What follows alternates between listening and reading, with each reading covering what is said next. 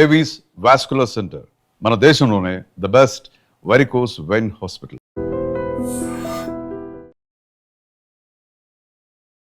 నమస్తే, welcome to I Dream. నా పేరు వలి. ప్రస్తుతం లైవ్ లో జాయిన్ అయ్యారు రాజశేఖర్ గారు. ఆయన chief engineer in oil tanker. ఆయన ప్రస్తుతం హార్ముజ్ జలసంధికి అత్యంత సమీపంగా ఉన్నారు. ఎప్పుడైతే యుద్ధం ప్రారంభమైందో అప్పటి నుంచి కూడా వాళ్ళ షిప్ అక్కడ ఆగిపోయినటువంటి పరిస్థితి ఉంది.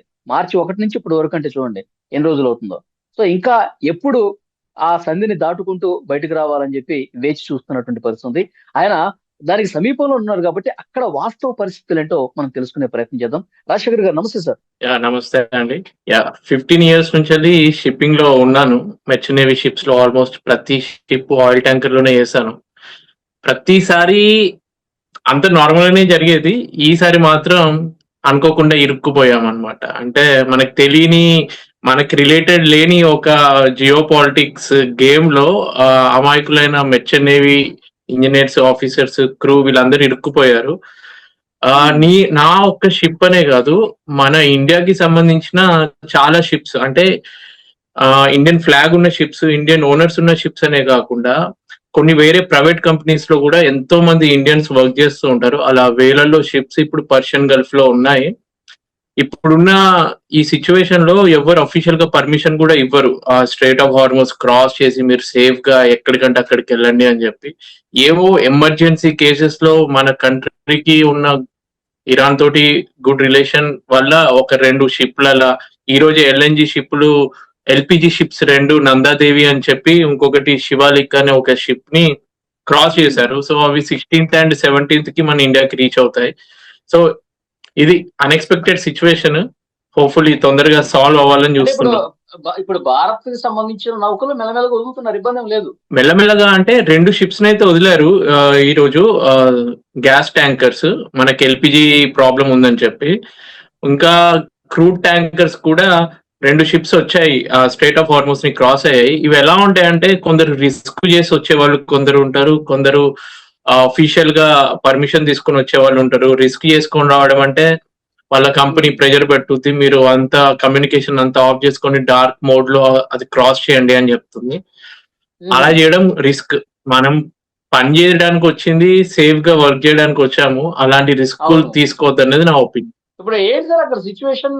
ఇప్పుడు ఇజ్రాయెల్, అమెరికా నుంచి పెద్ద ఎత్తున దాడులు జరుగుతున్నాయి. ఇరాన్ కూడా అదే స్థాయిలో దాడి చేస్తుంది. హర్ముజ్ ను మూసేస్తాం, ఏ నౌక వచ్చినా సరే కింద సీ మైన్స్ పెట్టి లేపేస్తాం, ఇలాంటి ప్రకటనలు చూస్తున్నా చాలా భయంగా అనిపిస్తుంది. మీరు అక్కడే ఉన్నారు కాబట్టి ఏంటి ఆ యుద్ధం తాలూకు ఆ పేలుళ్ళు కావచ్చు, ఆ శబ్దాలు కావచ్చు మీకు కనిపిస్తున్నాయా, వినిపిస్తున్నాయా? యాక్చువల్ గా మేము దుబాయ్ కి అవుటర్ యాంకరేజ్ లో ఉన్నాము. సో అవుటర్ యాంకరేజ్ కి మాకు లెఫ్ట్ సైడ్ లో ఇరాన్ కి సంబంధించిన ఒక ఐలాండ్ కనిపిస్తుంది, ఇంకో సైడ్ ఏమో దుబాయ్ ఉంది. సో ఆబ్వియస్ గా వీళ్ళు ఏం చేస్తున్నారంటే, అమెరికా వాళ్ళు వాళ్ళకి సంబంధించిన మేబీ దేర్ నేవీకి సంబంధించిన షిప్ అరేబియన్ సీలో పెట్టుంటారు, అబ్రహాం లింకన్ ని, ఎయిర్ క్రాఫ్ట్ క్యారియర్ ని. అక్కడ నుంచి కానీ ఏదైనా ఒక వాళ్ళ ఎన్నో స్థావరాలు ఉంటాయి అమెరికాకు సంబంధించినవి కూడా యుఏఈ గల్ఫ్ కంట్రీస్ లో, అక్కడ నుంచి వాళ్ళు అటాక్ చేస్తున్నారు ఇరాన్ మీద. డామినేషన్ అయితే ఈ అమెరికా, ఇజ్రాయెల్ వాళ్ళదే ఎక్కువ ఉంది. ఐ మీన్ మిజైల్స్ వేయడము, డ్రోన్స్ తోటి చేయడము అవన్నీ జరుగుతున్నాయి. ఇరాన్ ఏమో అది మరీ సైలెంట్ గా ఏమి ఉండట్లేదు. తాను ఏం చేస్తుందంటే చూస్తుంది, ఒక స్ట్రాటజీ తోటి అది ప్లే చేస్తుంది. ఒక కంట్రీ ఒక 2 weeks నుంచి ఒక ఇట్లాంటి యుద్ధాన్ని తట్టుకొని ఉండడమే గ్రేట్. ఎందుకంటే వాళ్ళ మెయిన్ లీడరే చనిపోయి, ఒక పెద్ద పెద్ద అఫీషియల్స్ చనిపోయిన తర్వాత కూడా ఒక బ్యాకప్ టీమ్ తోటి ఇప్పటి వరకు వాళ్ళు ఉండడం అన్నది గ్రేట్. సో నేను షిప్ లో మాకు సరిగ్గా నిద్రపోవడానికి కూడా అప్పుడప్పుడు ఈ ఉలిక్కి పడి సడన్ గా ఒకేసారి షిప్ వైబ్రేట్ అయిపోతుంది, ఆ సౌండ్స్ వస్తున్నాయి. ఎక్కడో ఒక 50 kilometers దూరంలో ఉన్న ఐలాండ్ లో మిజైల్ పడితే వచ్చే ఆ వెలుతురు ఉంటుంది కదా, అవన్నీ చూసి ఒకప్పుడు దీపావళి టైంలో మనకి ఏదో సరదా అనిపించేది. ఇప్పుడు అలాంటి ఒక రియల్ లైఫ్ లో ఇట్లాంటి మిజైల్స్ అవన్నీ విని కొంచెం భయంగానే ఉంటుంది, కానీ భయపడుతూ ఉండలేం కాబట్టి యాక్సెప్ట్ చేస్తున్నాం. నేను అనుకోవటం మీకు అసలు రాత్రిపూట నిద్ర కూడా సరిగా పట్టదు అనుకుంటా. ఎందుకంటే ఆ శబ్దాలకి, ఆ సౌండ్లకి, ఆ వెలుతురుకి ఏమొచ్చి మీ షిప్ మీద పడతామని చెప్పి ఆ భయం ఉంటుంది కదా జనరల్ గా. నిన్న యాక్చువల్ గా నైట్ 3:30కి అలా ఒక డ్రోన్ మా షిప్ మీద నుంచి వెళ్ళింది. ఆ డ్రోన్ మై గాడ్. కి ఇంకొకరు ఎవరో ఒక ఫైటర్ జెట్ తోటి ఇంటర్సెప్టర్ ని పంపారనమాట. సో దాన్ని పేల్చిండు. అది జస్ట్ 200 మీటర్స్ దూరంలో పడ్డది.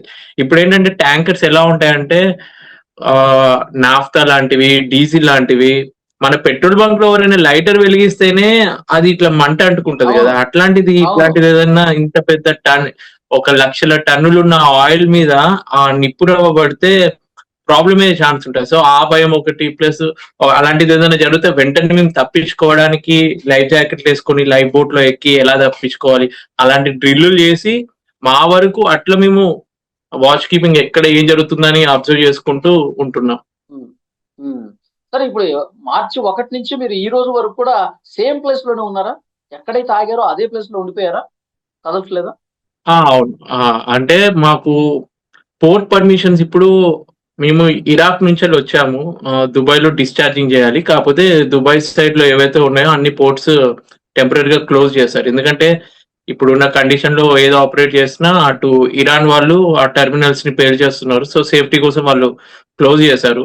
అవి ఎప్పుడైతే ఉమ్, యుద్ధం అయిపోయి నార్మల్ అవుతుందో అప్పుడు మాకు పర్మిషన్స్ వచ్చిన తర్వాత మెల్లమెల్లగా ఒక్కొక్కటి పోర్ట్ కి వెళ్తది. అది కూడా ఒకవేళ యుద్ధం ఈ రోజు ఆగిపోయినా కానీ వెంటనే ఆపరేషన్స్ అన్ని నార్మల్ అవ్వవు. ఒక ఉమ్.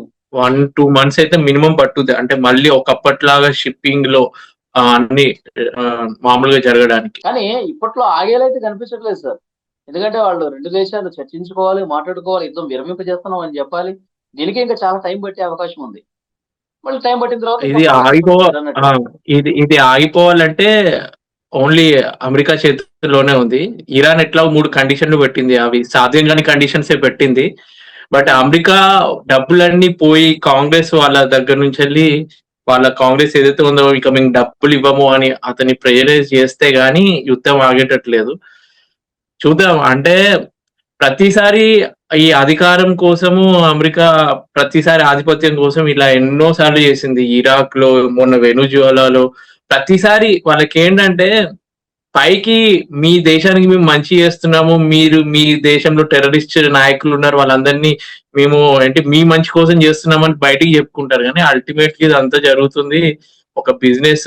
క్రూడ్ ఆయిల్, ఇరాన్ కి సంబంధించిన క్రూడ్ ఆయిల్ అమెరికాకి కావాలి, వెనుజులాకి సంబంధించిన క్రూడ్ ఆయిల్ అమెరికాకే కావాలి.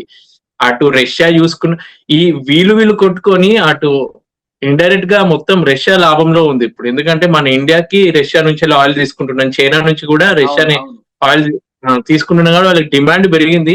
మామూలుగా యుద్ధానికి ముందు $70 ఉండేది బ్యారెట్, ఇప్పుడు $100 కి చేరింది. ఉమ్. రష్యా అసలు ఇంకా దీనికంటే ముందు $8 ఏ దేశం పెంచేసి నుంచి, అమ్ముతున్నాడు. ఎస్ రాజశేఖర్ గారు, ఏ దేశం నుంచి అయితే మీరు ఆయిల్ కొనొద్దు అని చెప్పి కండిషన్ పెట్టారు, ఇప్పుడు గత్యంతరం లేక ఆ దేశం నుంచే కొనాల్సిన పరిస్థితి ఏర్పడింది.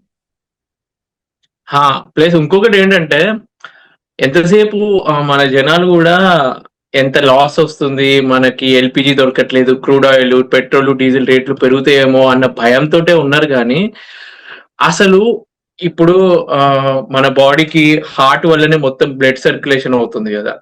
సో హార్ట్ లో ఒకవేళ బ్లాక్ వస్తే, హార్ట్ స్ట్రోక్ వస్తే అప్పుడు డాక్టర్ దగ్గర తీసుకెళ్తారు. అప్పుడు ఎమర్జెన్సీ సిచ్యువేషన్. ఇదైతే స్ట్రేట్ ఆఫ్ హార్మోన్స్ అన్నది కూడా ఒక బ్లాక్ టైప్.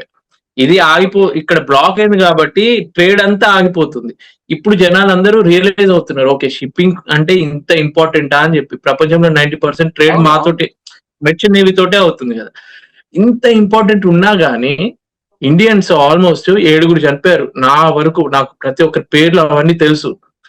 ఆయన కానీ ఇప్పటికీ మన ఇండియన్ గవర్నమెంట్ 3 ఇండియన్స్ చనిపోయారు అంటే వాళ్ళకి కరెక్ట్ లెక్కలు కూడా వాళ్ళు అఫీషియల్ గా తెలుసుకోలేకపోతున్నారు. అంటే ఓన్లీ ఇండియా ఫ్లాగ్ లో ఉన్న షిప్ లో జరిగిన ఇన్సిడెంట్ లో వాళ్ళు కాన్సన్ట్రేట్ చేశారు. కానీ వేరే కంపెనీలలో ఇట్లా ఎన్నో ఫైర్ యాక్సిడెంట్లు జరిగినాయి, ఇండియన్స్ ఇంతమంది చనిపోయారు అంటే వాళ్ళ ప్రాణానికి ఒక వాల్యూ లేకుండా చేస్తున్నారు. ఏంటంటే షిప్ లో వాళ్ళ బాడీ అలానే ఉండిపోయింది, కాలిపోయింది, ఆ బోన్స్ తోటి అలా ఉంది.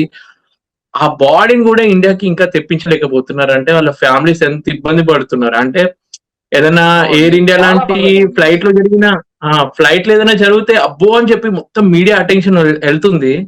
అది సీ ఫేరర్స్ ఇట్లాంటి షిప్పింగ్ వాళ్ళకి ఎందుకు అసలు జనాలు పట్టించుకోవట్లేదు ఎందుకు అన్న ఒక బాధతోటి నేను నా సోషల్ మీడియాలో నేను అవునండి, ప్రజెంట్ అవును. చేస్తున్నాను. అంటే ఇది ఫ్యాక్ట్, మమ్మల్ని కూడా గుర్తించండి, మాకు వాళ్ళ ఫ్యామిలీస్ ఎంత ఇబ్బంది పడతారు, ఒక మెంటల్ గా చనిపోయిన వాళ్ళనే కాదు, ఇప్పుడు మాకు కూడా లైవ్ లో ఇట్లాంటి షిప్ యాక్సిడెంట్లు చూస్తే మెంటల్ ట్రోమా మాకు ఉంటుంది, మా ఫ్యామిలీ మెంబర్స్ కి కూడా ఉంటుంది. Yes, yes. అది నేను జనాలకు ఇప్పుడు మీరు చెప్పాలనుకుంటున్నాను. 2 వారాలుగా సముద్రంలోనే ఉండిపోయారు, ఎక్కడ అయితే ఆగారు అక్కడ ఉండిపోయారు. మీ ఫ్యామిలీ మెంబర్స్ చాలా ఆందోళన ఉంటారు, మాకు అర్థమవుతుంది. వాళ్ళు రోజు ఫోన్లు చేయటం, మాట్లాడటం, పరిస్థితిని తెలుసుకోవటం జరుగుతుందా? ఇంట్లో వాళ్ళు ఎలా ఫీల్ అవుతున్నారంటే ఏం మాట్లాడుతున్నారు?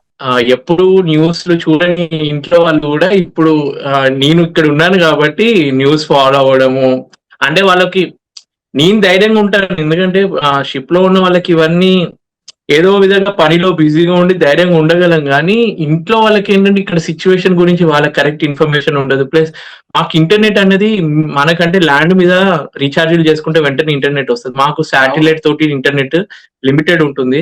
సో ఆ లిమిటెడ్ టైంలో ఇంట్లో వాళ్ళతోటి అంత ఇన్ఫర్మేషన్ చెప్పడము, ఒక రోజు మిస్ అయ్యామనుకో వాళ్ళతో మాట్లాడకపోతే అయ్యో ఈ రోజు ఏమైంది, ఎందుకు మిస్ అయింది కాల్ అని చెప్పి ఆ ఆందోళన అంటే ఉంటుంది, చాలా మందికి ఉంటుంది. మీరే ధైర్యం చెప్తున్నారు అనుకుంటా బహుశా. వాళ్ళు మాకు ధైర్యం చెప్పడం కన్నా మేమే వాళ్ళకి ధైర్యం చెప్పాల్సిన పరిస్థితి, ఎందుకంటే ఇంటి పెద్దవాళ్ళే ఇక ఫ్యామిలీకి ధైర్యం చెప్పాలి కాబట్టి. ప్లస్ నా ఇంటెన్షన్ ఒక్కొక్కరిని ప్యానిక్ చేయాలి, ఆ షిప్ల వల్ల ఇంత లాస్ అవుతుంది అది అవుతుంది, అది ఇంటెన్షన్ కాదు. మనల్ని కూడా ఇప్పుడు ఎల్పిజి తక్కువైపోయింది అని చెప్పి ఒక్కొక్కరు వెల్ ఎడ్యుకేటెడ్ ఫ్యామిలీస్ కూడా ఒక్క సిలిండర్ కాకుండా 2-3 సిలిండర్లు ఒకేసారి బుక్ చేసుకొని దానికి అనవసరంగా డిమాండ్ పెంచేసి వేరే వాళ్ళకి ఇబ్బంది గురి చేస్తున్నారు. అంటే బేసిక్ మనకి ఒక సివిక్ సెన్స్ ఉండాలి కదా. భయంతో బుక్ చేసేస్తున్నారు, అసలు అంత ప్రాబ్లం లేదని చెప్పి గవర్నమెంట్ చెప్తున్నా సరే ముందు ఎవరిలో వాళ్ళు చూసుకోవాలి కదా అని చెప్పి వెంటనే బుకింగ్ మీద బుకింగ్ చేయడం వల్ల క్రాష్ అయిపోతుంది, ఇబ్బంది. సో నా ఇంటెన్షన్ ఒకటే, గవర్నమెంట్ అఫీషియల్స్ కూడా జస్ట్ ఇండియన్ ఫ్లాగ్ ఉన్న షిప్స్ అనే కాకుండా ఎన్నో ఇప్పుడు ఆల్మోస్ట్ 3000 షిప్స్ వరకు పర్షియన్ గల్ఫ్ లో ఉన్నాయి. ప్రతి ఒక్క షిప్ లో మాక్సిమం ఇండియన్ ఉంటారు, ఎందుకంటే ఇండియన్స్ ఫిలిపినోస్ అన్నది ప్రతి మెర్చెంట్ నేవీ షిప్ లో మాక్సిమం ఉంటారు. సో మీ డేటా అంతా కలెక్ట్ చేసుకొని ఎప్పుడు ఎలా ఉంది పరిస్థితి, ఏదైనా షిప్ కి ఏదైనా జరిగితే మీ సైడ్ నుంచి వెళ్ళి మీరు ఎంత క్విక్ గా యాక్షన్ తీసుకుంటే వాళ్ళకి అంత మంచిది. మొన్న ఒక ఇన్సిడెంట్ నా కళ్ళ ముందు షిప్పులను మాత్రమే పరిగణలోకి తీసుకోకుండా ఈ భారతీయ జెండా ఉన్నటువంటి షిప్పే కాకుండా అసలు ఇప్పుడు హర్ముజ్ జలసంధి దగ్గర భారతీయులు ఏ షిప్పుల్లో ఎంతమంది ఉన్నారు అది ఇంపార్టెంట్. ఆ డేటాని కూడా వాళ్ళు సేకరించి, ఎందుకంటే మాలాంటి వాళ్ళు మేము ఒక ఇండివిజువల్ షిప్ లో ఉన్నాం, మేము అంతా చేయడం మా పని కాదు, అది గవర్నమెంట్ అఫీషియల్స్ కి అన్ని ఐడియా ఉంటుంది ఏ షిప్లు ఉన్నాయని చెప్పి వాళ్ళు డేటా కలెక్ట్ చేసి వాళ్ళ సేఫ్టీ కోసం కొంచెం ప్రికాషన్ తీసుకుంటే బాగుంటుంది. ఇప్పుడు కరెక్ట్ గా హర్మూజ్ జలసంధికి మీకు ఎన్ని కిలోమీటర్లు అన్నారు? ఒక 50 కిలోమీటర్స్ ఉంటుంది. 50 ఉంటుంది మేమున్న ప్లేస్. మొత్తం మీ చుట్టూ ఎన్ని షిప్లు ఉన్నాయి సార్? ఆల్మోస్ట్ నా కంటికి కనిపించేటి ఒక 200 to 300 షిప్స్ కనిపిస్తాయి నాకు. ఇంకా మీ కంపెనీకి సంబంధించిన వాళ్ళు రెగ్యులర్ టచ్ లో ఉండి మాట్లాడుతూ ఉన్నారా? ఏంటి పరిస్థితి, ఏంటి అప్డేట్ ఇస్తా ఉన్నారా? ఇప్పుడు కంపెనీ వాళ్ళ పరిస్థితి కూడా ఏంటంటే వాళ్ళు కూడా పర్టికులర్ ఈ సెట్ ఆఫ్ రూల్స్ అని చెప్పలేరు. మామూలుగా ఏదైనా చిన్న యాక్సిడెంట్ జరిగితే, ఫైర్ యాక్సిడెంట్ జరిగితే, ఫ్లడ్డింగ్ జరిగితే, ఎట్లాంటి ఎమర్జెన్సీ సిచ్యువేషన్ లో ఎలా తప్పించుకోవాలన్నదే వాళ్ళకి మాకు ఉంటుంది ప్రొసీజర్. కానీ మిజైల్ వచ్చి అటాక్ చేస్తే, డ్రోన్లు వచ్చి పడితే ఏం చేయాలో అన్నది అది ఇవన్నీ మాకు బియాండ్ అన్నమాట. సో మా పని జస్ట్ మంచిగా అబ్జర్వ్ చేస్తూ అలర్ట్ గా ఉండి ఏదైనా జరిగితే వెంటనే తప్పించుకోవాలి అంతే. ఓకే, అంటే షిప్ లో ఏమైనా అయితే ఎలా తప్పించుకోవాలన్నది కూడా మీకు ఆల్రెడీ ట్రైన్ చేసి ఉంటారు. అవి ట్రైన్ చేస్తాం. కాకపోతే అప్పుడప్పుడు ఫైర్ యాక్సిడెంట్స్ ఎలా ఉంటాయంటే తప్పించుకోవడానికి కూడా వీల్లేని పరిస్థితులు కొన్ని ఉంటాయి. ఒకేసారి పెద్ద ఫైర్ వస్తే. చాలా మంచి ఇన్ఫర్మేషన్ ఇచ్చారు రాజశేఖర్ గారు. మీరు సేఫ్ గా ఇండియాకి రావాలి, చాలా త్వరగా రావాలి, యుద్ధం కూడా త్వరగా ముగింపు దశకు రావాలి, చర్చలన్నీ కూడా సఫలం అవ్వాలి, సేఫ్ గా రావాలని కోరుకుంటున్నా. Thank you very much. Thank you అండి. And for more videos, please subscribe to iDream. Please subscribe to iDream. Please subscribe iDream. And please subscribe to iDream. For more videos, subscribe to iDream. please like, share and subscribe to the channel. Congratulations, iDream. Subscribe to iDream. Subscribe to iDream. So subscribe to iDream Media. iDream ki iDream team andarki huge congratulations. Please subscribe iDream Media. Please subscribe to iDream. Subscribe iDream. Please subscribe to iDream. iDream అంటే నా కళల channel subscribe చేసుకున్న నోరు తిరుగుతలేదు, మీరైతే గంట గుర్తు కొట్టండి. For more such videos, please subscribe to iDream. Subscribe to iDream. Please subscribe to iDream. Please subscribe iDream Media. Please do subscribe to iDream. Please subscribe to iDream Media. For best entertainment and information, please subscribe iDream. And don't forget to subscribe to iDream.